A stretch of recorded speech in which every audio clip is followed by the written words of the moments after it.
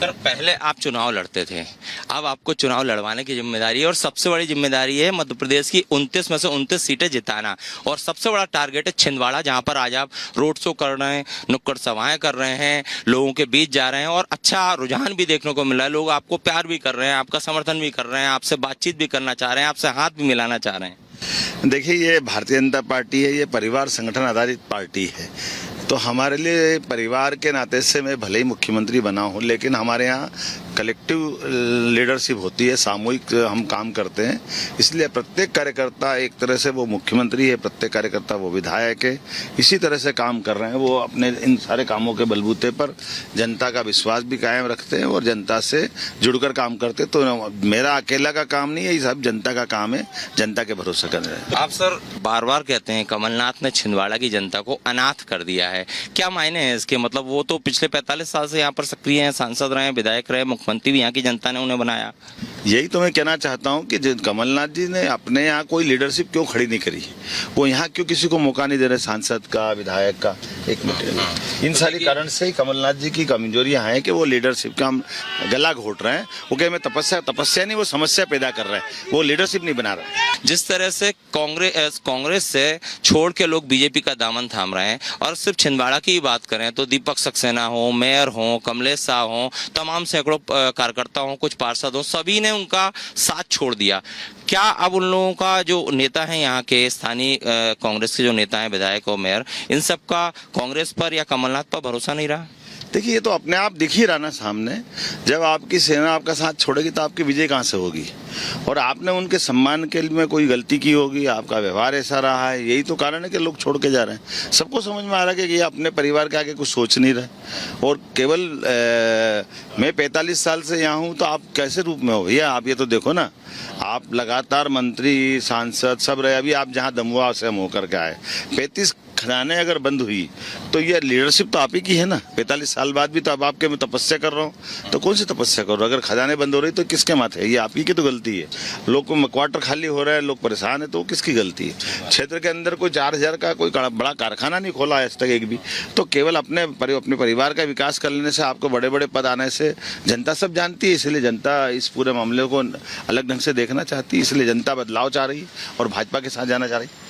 अगला सवाल भी हमारा कुछ यही होगा कि इस बार अब की बार 400 पार। सर अब की बार 400 पार का ये जो नारा लग रहा है, 400 पार, और अब की बार छिंदवाड़ा पार, अब की बार 29 पार। ये जो बदलते दौर के माहौल आप देख रहे हो, जिस रंग के जनता का रिस्पांस आ रहा है, गली गली, मोहल्ले मोहल्ले, छोटे छोटे गांव, छोटे छोटे टोले में जो कमल कमल कमल, मोदी मोदी मोदी, भाजपा के प्रति जो प्रेम बढ़ रहा है, निश्चित रूप से वो कमल नाथ के खिलाफ जा रहा है, वो भाजपा के साथ जा रहा है। तो अब भगवान राम की बात कर लिया है सर, तो राम मंदिर की प्राण प्रतिष्ठा हुई, कांग्रेस आलाकमान ने प्रेस नोट जारी करके वहां जो प्राण प्रतिष्ठा उसमें ना जाने का प्रेस नोट जारी कर दिया। इससे देश की और मध्य प्रदेश की जनता कितनी आहत है? और जो कांग्रेसी आपके साथ आ रहे हैं, आपके नेतृत्व में भाजपा ज्वाइन कर रहे हैं, वो भी यही लॉजिक दे रहे हैं कि राम मंदिर का, भगवान राम का अपमान किया, सनातन का अपमान किया। देखिए, ये तो बिल्कुल समझने वाली बात है। कांग्रेस कहती है हम आम जनता की पार्टी, और आम जनता की भावनाओं का अगर वो कुठाराघात करेंगे तो जनता कैसे माफ करेगी उनको? वो भूल गए जिस दिन उनने, वो केवल अपने चश्मे में हिंदू मुस्लिम देख करके, केवल मुस्लिमों को भी जान करते लड़ा करके, वो जैसे आपको ध्यान होगा कि आज़ादी के टाइम जब अंग्रेज जा रहे थे तो कांग्रेस ने क्यों घुटने टेके, भारत पाकिस्तान का बंटवारा क्यों किया? ये पाप किसके माथे? ना तो उस समय जनसंघ था, ना भाजपा थी, लेकिन कांग्रेस ने उस दिन हो या आज तक हमेशा हिंदू मुस्लिम को दूर रखा। माननीय मोदी जी ने शिलान्यास भी कराया, लोकार्पण भी कराया, और आज पूरे 10 साल में कोई कर्फ्यू नहीं, कोई झगड़ा नहीं, हिंदू मुस्लिम सब इकट्ठा होकर काम कर रहे हैं। तो ये जो बड़ा काम हुआ है, इसका श्रेय किसको मिलेगा? इसका श्रेय तो भाजपा को मिलेगा, मोदी जी को मिलेगा, जिन्हें प्रेम लुटाने के लिए काम किया। तो सर सनातन का अपमान करने का श्राप क्या कांग्रेस को भोगना पड़ेगा इस लोकसभा चुनाव में? निश्चित रूप से भोगना पड़ेगा। आप अंदाज लगा लो, उनके इन हरकतों के कारण से लगातार 14 के चुनाव में 115 रह गए, जो पूरी बहुमत से सरकार चला रहे। 2019 में केवल 52 रह गए, एक बस की सवारी थी। ये हाल रहती तो टेम्पो की सवारी रह जाएगी, इनके साथ कोई आने वाला नहीं है। तो महिलाओं को लेकर कांग्रेस की ये मानसिकता क्या है? क्यों इस तरह के वो स्टेटमेंट देते हैं लगातार? देश की आबादी का हमेशा अपमान करने का पाप किसने किया? तो कांग्रेस ने किया। कांग्रेस के जैसी दृष्टि वैसी सृष्टि। कांग्रेस में माता बहनों की इज्जत रही नहीं। आपको ध्यान हो तंदूर कांड किसका हुआ था? पहले उपभोग कर लिया, बदतमीजी की, बाद में उसके टुकड़े टुकड़े करके तंदूर में जलाने का पाप भी किसी के अगर सिर पे है तो कांग्रेस के सिर पे। और कांग्रेस ही करती है, कांग्रेस के कोई नेता भी माता बहनों को इज्जत नहीं देना चाहते। उसके उल्टा हमारे यहाँ देखो, माननीय मोदी जी ने तो अभी जिस ढंग से काम किया है, शौचालय अगर बनवाए तो ज़्यादा शर्मिंदगी महिलाओं को आती थी, बहुत परेशानी आती थी। घर घर पक्के मकान बनाना तो भले ही पुरुष भी घर में रहते हैं, लेकिन महिलाओं की सुरक्षा के लिए, महिलाओं के लिए मकान बनवा करके दिए। इसी प्रकार से लाडली बहना से लेकर कितनी सारी योजना हमारी सरकार ने चालू की। कांग्रेस सनातन संस्कृति के बारे में खुलेआम क्या कहती है? हमको सनातन संस्कृति को नष्ट करना। कांग्रेस उनका साथ देती है, उनसे अलायंस करती है। तो ये कांग्रेस का दोमुहा रूप देख लिया जनता ने। जनता एक एक चीज का हिसाब करेगी। और सबसे बड़ी बात है कि सोनिया गांधी, प्रियंका गांधी कांग्रेस की टॉप लीडरशिप में महिलाएं, और इसके बाद भी ऐसे नेताओं पे कोई एक्शन नहीं लेती है पार्टी। नहीं, वो उनका भाव ही नहीं है ऐसा ना। वो तो इन सारी बातों को मजाक समझते हैं, जनता को मूर्ख समझते हैं। आदिवासी, महिला, किसान, युवा, जो माननीय मोदी जी ने जो 4 श्रेणियां ली, सभी के मामले में कांग्रेस ने छलावा किया और कांग्रेस इसी की कीमत चुकाएगी।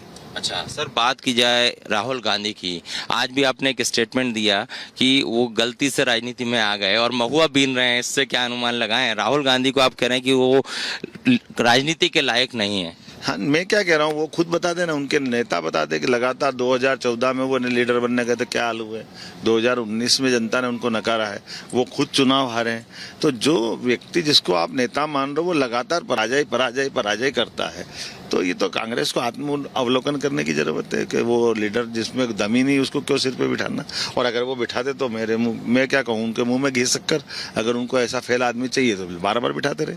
भाजपा को क्या लगता है? भाजपा उनके सामने धीरे धीरे न केवल 2 बार पूर्ण बहुमत की सरकार बनाती है, बल्कि विश्व की सबसे बड़ी पार्टी अगर बन के निकलती है तो जनता की आशा अपेक्षा के साथ योग्य नेतृत्व को लेकर चलती है। उसी का परिणाम है। गरीब आदमी एक परिवार से निकल करके देश का प्रधानमंत्री बन सकता है। मेरे जैसा मजदूर किसान परिवार से निकला व्यक्ति मुख्यमंत्री बनता, तो जनता ये सब देखती है, जानती है।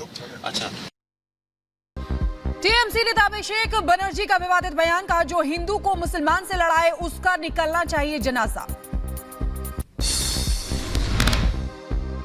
जो हिंदू को मुसलमान से लड़ाए और एक भाई को भाई से लड़ाए, आने वाले दिन उसका विसर्जन और जनाजा निकलना चाहिए। बीजेपी नेता सुकांता मजुमदार ने ममता बनर्जी पर साधा निशाना, कहा टीएमसी की आमदनी का 97% इलेक्टोरल बॉन्ड से हुआ। भ्रष्टाचार में लिप्त है टीएमसी की पूरी पार्टी।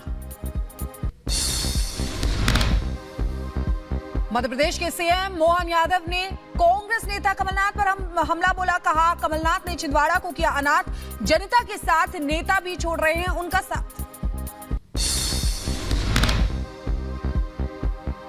यूपी में माफिया की हो रही है दुर्गति। मुजफ्फरनगर में माफियाओं को लेकर सीएम योगी ने सपा पर बोला हमला, कहा पहले जिस माफिया के नाम से कर्फ्यू लगता था बीजेपी शासन में उसकी पैंट गीली हो गई। अरविंद केजरीवाल की याचिका पर 15 अप्रैल को सुप्रीम कोर्ट में होगी सुनवाई। दिल्ली हाई कोर्ट के फैसले को आम आदमी पार्टी ने दी है चुनौती। अरविंद केजरीवाल को लगा एक और झटका। विजिलेंस ने निजी सचिव विभव कुमार को हटाया, नियुक्ति को बताया अवैध और अमान्य। केजरीवाल के निजी सचिव विभव कुमार के हटाए जाने पर बीजेपी नेता कपिल मिश्रा का बयान, कहा विभव कुमार के हटाए जाने का कदम सराहनीय